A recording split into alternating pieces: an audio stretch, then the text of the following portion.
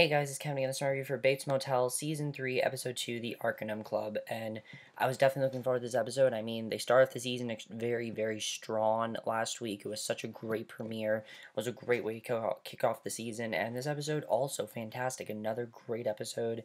I, again, love this episode, and I think we're definitely headed for an amazing season. I think this episode also shows, that we're headed for an amazing season, and I loved it. So, let's just get this episode. A lot happened in this episode, and one of the things I like is that a lot's happening, but at the same time, not a lot's happening. And it does make sense now, but let's just get into it. So Norma takes her questions about Annika because, of course, she sees that Annika, number 4, that was the room she's staying in, she's not there. She knows that the room's there, but she's not there. So she goes to Norman, who is hard at work on a poor dead goat. Yes, he's still doing the taxidermy business, which I like seeing because I mean it is definitely setting up what Norman's gonna become, and I think them showing that taxidermy business just shows how creepy Norman is right now. I mean, this season is by far the creepiest we've seen Norman, and there are a lot of scenes in this episode where Norman was very creepy, and there's some very creepy scenes in this episode that I really appreciate. So Norma, luckily, it makes sense that she's horrified by the fact that Norman is using a freezer for keeping a dead goat in there. So, but she also believes that Norman, when he tells her that he thinks Annika is fine, because why wouldn't she be? He doesn't think that she. But of course, you can't really believe anything that Norman says. We cannot believe anything Norman says anymore. Season 1 or 2, yeah, I believe him. But knowing what Norman has done to Miss Watson and all those other people, we know that when he gets that sexual urge, and when that happens, it triggers something in his brain, and it triggers, that sensation, that thing to go off. And I really feel like Norman, you can definitely tell that there's definitely something he's not telling her. There's clearly something he's not telling her. What it is, we don't know what it is right now, but you can tell that there's definitely something that he is not telling her, and now, the biggest question, of course, is do I think that he killed do I think that he killed Annika? Now, I'm not going to point fingers yet because I don't want to say if he did. There definitely is a big I will say this: there's a possibility that he definitely did. Definitely, there's a big possibility that he killed her, and but he keeps claiming that he didn't do it, and that's just because I think he doesn't, want to think that he did it, and so you can definitely tell that he just, of course, anytime he kills someone, he doesn't remember doing it because, of course, the thing in his brain just triggers the Norma personality. It just triggers, and he can't control it. And he doesn't remember it. So when Norma comes home from getting some groceries, she notices that Annika's car is still there, but Annika still is not, and she's really starting to get worried now because she really wants to know what's going on. So she decides to question Emma, who again lets it slip that it was Norman who last saw her, and I thought this was really interesting. It really shows that Norman's watching Norma, and I thought that was really interesting. And Norman's watching her at this point, and basically, you can see that Norma is not at all happy about this. She really is concerned about Norman, and Norma essentially flies off the handle. She screams at Norman and asking why he lied. And according to Norman, he wasn't lying. He drove her car back because, and I think this is, it makes sense here. It just seems too simple. It seems too simple, and just knowing what Norman is becoming, I don't believe a word of it. He says that he drove her car back because she asked him to, and at first she was meeting a friend and was worried she would be too drunk, and that's all. Now, that's literally all he said. He said that's all. So, again, 2 seasons ago, I would have probably sided with him. I would have said that, okay, maybe Norman wouldn't have done this, but just knowing who he's becoming and what he's eventually going to become, I don't really believe anything that Norman says anymore. It's really that simple. I don't really believe much of what he says anymore. So, it's not really an option anymore either. So Norman's already suspicious and worried, and she demands that Norman retrace his steps with her. And the whole time I'm just thinking, why don't you just try to get him help? And I think it's just because she doesn't want anyone else to care for him except her. I can understand that, but it's really fucked up. I will say that.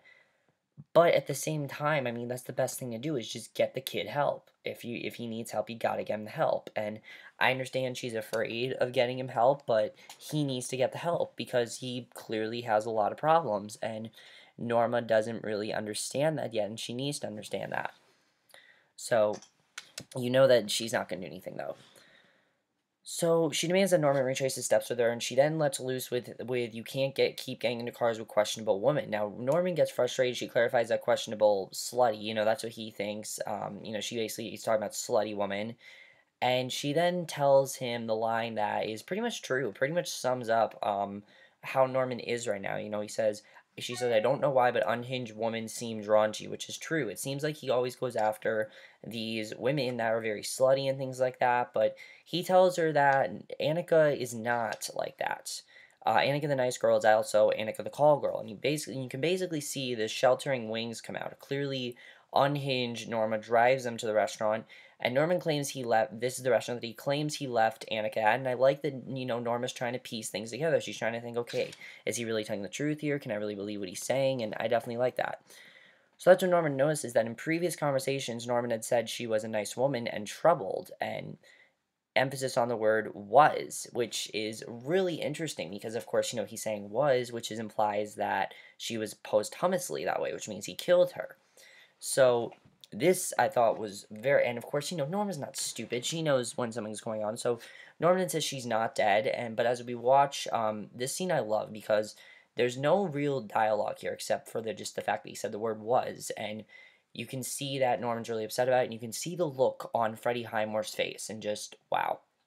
A couple scenes ago, people said that he was not well cast for this role and that he was not the right person to play this role, but I mean, this season he's killing. I think this is the best Freddie Highmore has ever been, and I do have to comment. Someone said that he's not trying to be Anthony Perkins. No, he's not. He's taking his own spin on Norman Bates, but I definitely feel like, if you guys don't know, Freddie Highmore very carefully studied Psycho, and I think he's just doing a bang up job this season. He's doing an amazing job, and just that whole scene, it's nothing, there's no dialogue there. It's just a look on his face. You can see this psycho look on his face, and it's an amazing look, and it's honestly very creepy, and I love it. I love that scene.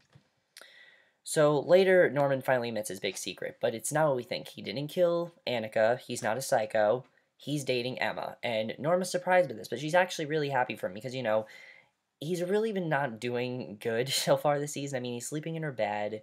He calls her mother. He's not doing really well at school. He doesn't have any friends. So she's very happy for him, and I'm happy that she was happy for him.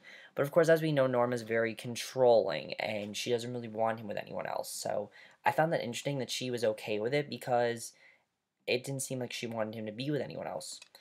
So seeing how invested Norman is in Annika's disappearance, Emma offers to wait on their first date, but Norman convinces her otherwise. So after a bit of research on where to go and what to eat, they end up at this restaurant with fruity drinks, and Norma goes to this party in the meantime, and basically, you really do feel bad for Emma and Norma, because as I said, they are not going to end up very well at all. They're not going to end up well together. They're going to end up breaking up, and Emma's going to end up heartbroken. I've said this before. But you can tell she is, because Norman doesn't really seem to be into this relationship. Emma totally seems a lot more into it, and Norman doesn't really seem to be into it, and probably just because of how much of a psychopath and how uneasy Norman really is and how unstable he is. He just can't. I told you guys, they cannot be in a relationship right now. Norman thinks he can, but they can't be, and you really do feel bad because Emma is clearly invested in it, but Norman doesn't really quite know how to feel about it, and if he does really care, I think he just doesn't really know how to feel about it, and he's got so much other stuff in his head that he can't just focus on it. So I like what Emma says to him. She tries to get Norman to open up by asking why he wanted to go out with her, because, I mean, it was kind of sudden. He just, threw it out there. He said, hey, let's date. He never really told her why he wanted it to happen. I do agree that he threw it out there. So Norman tells her she's the only thing that makes sense with everything changing, and in return, he asks if she had sex with Gunnar, and Emma tells him yes, and then we plunge into a very casual conversation about sex and relationships, and Emma sees it as a special kind of bond. And I like this talk because it just shows how Norman and Emma both feel about sex. And if you guys recall, I didn't care about their relationship last season, Emma and Gunnar, but I like that they're talking about it because Gunnar, of course, is still around, and even though I didn't really care about that relationship overall, I like that they are still talking about it because I like him as a character. So Emma sees it as a special kind of bond, and Norman isn't sure he'd refer to sex as magical, instead saying it feels more overwhelming and like it's another part of him. And it's really interesting to watch this conversation, to see how Norman's brain really works. And Emma brings up how overprotective Norma is, and it's clear that Norman can't hear criticism of his mother without becoming defensive because he immediately starts yelling about it. And so Emma knows this, so she tries to make a joke about it and telling him he can grow up unless he's Peter Pan. He says he doesn't want to be Peter Pan because Peter Pan and Wendy can't never got to have sex. Kind of a cute line, but at the same time, you know that's directed towards Norma. You know that he's very, protective towards Norma, and it's just really creepy overall. It really is, and I love that. So Norma, meanwhile, is still trying to figure out the Annika mystery, and Emma suggests looking through a room where Norma finds, which I think was the best thing to do. Norma finds, among other interesting things, a wallet with a card for something called the Arcanum Club, which is why the episode is called the Arcanum Club. And according to Emma, it's a very exclusive and very old school, which means that Norma is definitely taking herself on a solo date night. She needs to go to there to investigate, and unfortunately for Norma, entrance to the club requires both the card and a password, and she doesn't have half of the deal, so she's turned away. Not that stops her from finding a way in, and you can see she's very determined to do this, and you can see Annika could also see how much trouble she was going through for her. It's you wish Annika could see that. So Norma soon figures out that this isn't any ordinary party, and then some window snooping of her own stumbles upon what clearly looks like the makings of a brothel, and she's caught by Romero. And I have to say, I really like the where they're going with Norma and Romero. And he's there because he was pressing the flush for some council members, and if you remember, no one really likes Romero, so I think he's just trying to redeem himself and make himself look like a good person again. So he's freaked out. So Norma's freaked out by everything going on. She finally loses and spills the beans about Annika, including the fact she thinks that she might be dead and Romero asks for more information. And Norma cannot tell a lie. Norma was the last person who saw her. And she says the weirdest thing to Romero. She has this really weird conversation with him and tells him that she was so happy that he's always been there for her and she feels safer when she's with him. And I can understand that. I mean, he's sort of been the father figure in Norman's life in a way. I mean, his father, Norman's father was abusive and things like that. And Romero's kind of been the father figure to Norman. If you remember last season, he wanted to just find out if Norman killed Miss Watson. And I still feel they're setting up his death. I really think that Romero's going to die this season. I'm calling it now. I think that Romero's going to be the one to die. And I don't want it to happen, but I think that's what's going to happen. They're just setting him on that path. So Ramiro's edging her to go home. He's telling her you have to go home, which Norma does promptly. And this scene is this is insane. She's running into the almost completed bridge that has been threatening to ruin their motel. That whole bypass thing, which I didn't give a shit about last season. I like they just make fun of that because I thought that was kind of funny. So you see, basically, she goes to the bypass and everything, so she yells at this sign and everything, which I thought was hilarious. She's like, I don't care about this I don't care about this sign. I get this shit off my property. I thought that was really funny, and she's really upset about the sign and everything, and I thought that was really hilarious. So I like seeing Norma freak out about that. So then basically by the time Emma and Norman get back from their date, they're pretty much ready to share their first real kiss, and Norma is spying on them at this point, and Norman seems to be a little hesitant, claiming he doesn't want to get involved, being so close to the motel and all. Emma's disappointed but understands, and she leaves right before Norma returns from her party. Actually, no, she wasn't spying on them. That was a different scene. So she's really disappointed because she really wanted to move forward with Norman, and he doesn't even want to kiss her, and it's really weird. And I think it's just because Norman, again, is very unstable, and he's not ready for a relationship right now. So again, Emma's going to end up heartbroken, and that's just one of the many heartbreaks I think Emma's going to encounter.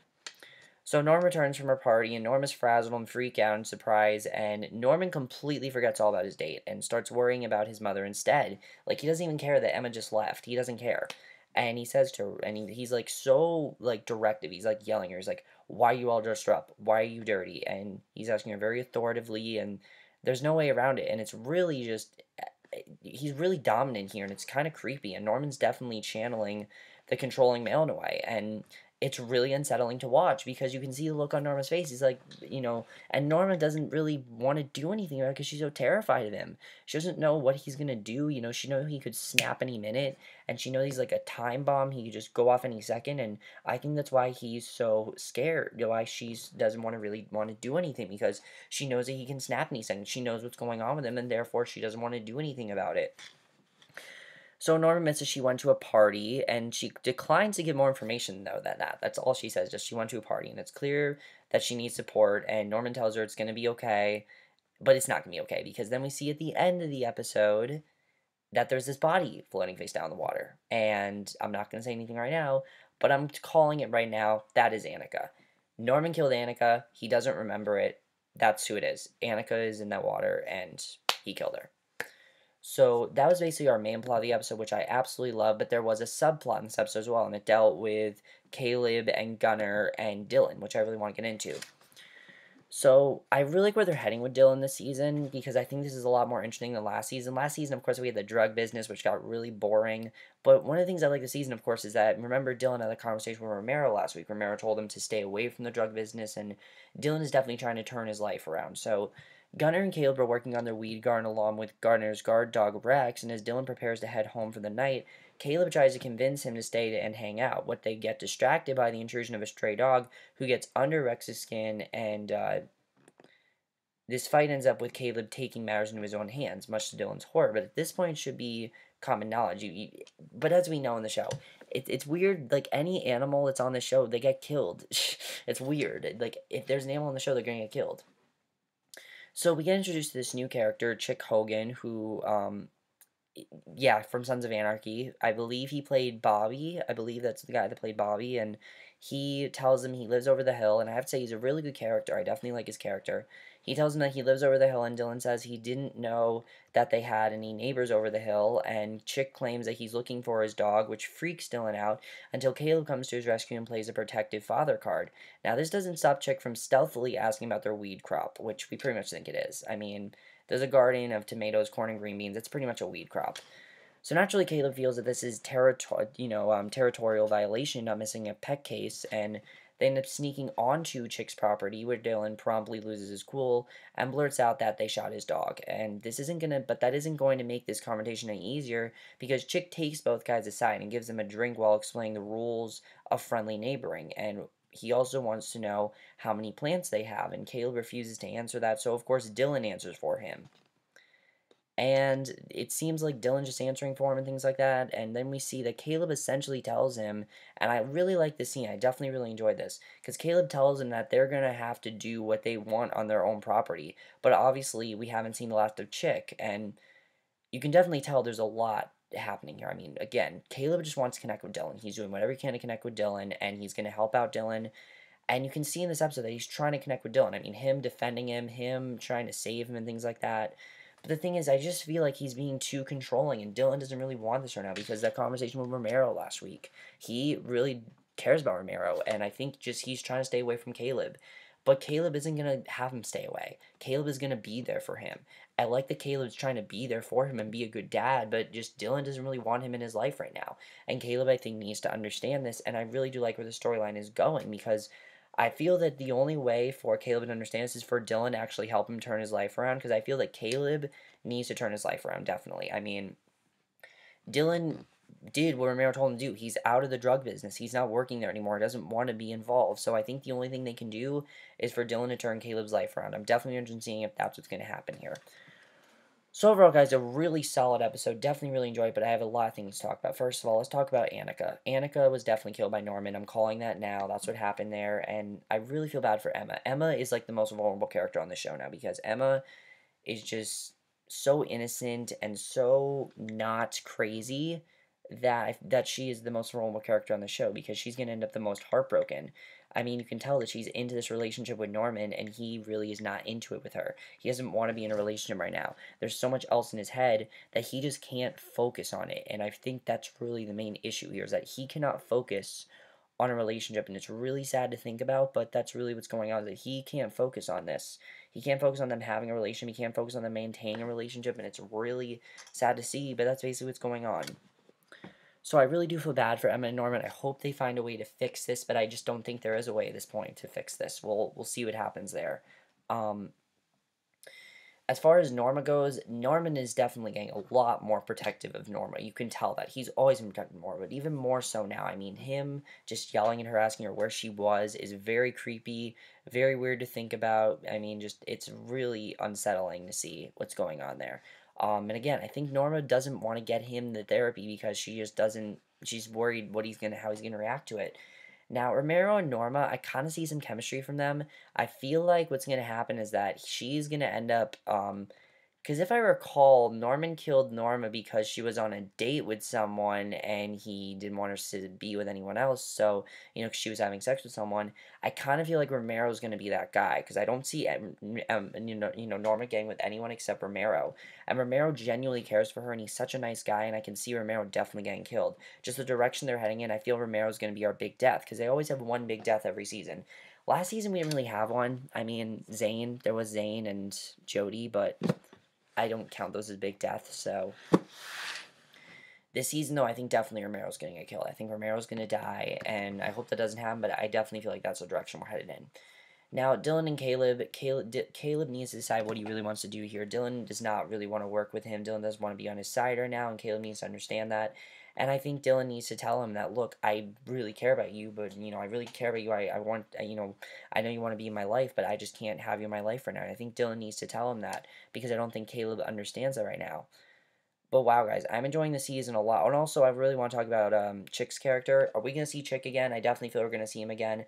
I just hope he doesn't become like Zane. Zane was a very boring character. There wasn't really much to him except that he was this really, just not very, he was this really evil guy. And I don't want that to become a big thing. I want to become more of, Dylan trying to turn Caleb's life around. That's really what I want this to be. And I gotta say, I'm so much more into this season than I was in season 2, and I think the reason is just because there's so much more serial than last season. I mean, last season we had very filler episodes. We'd have 2 episodes and then they just drop it. 3 episodes and then they drop it. That's not happening this season. And Bradley, I know, is coming back this season, which I'm looking forward to. And just overall, guys, I am really looking forward to the rest of this season. These 2 episodes have really put the show on a much higher level for me. I mean, I'm not saying last season was bad. It really wasn't, but this season is just so much better. It really is. And just, I'm very interested in seeing where this is all going to go. I mean, I definitely feel like this is going to be the season where everything starts to hit the fan. Shit's going to start to hit the fan. Crazy stuff's going to happen. And I, for one, can't wait. I think it's going to be amazing. I can't wait to see where they go. But that's my review. Hope you guys enjoyed it. Let me know what you guys saw this episode. Overall, guys, loving this season. Love the episode. And I'll see you guys in my next video, which will be my review for tonight's episode of Better Call Saul. So I'll see you guys for that. Okay, bye.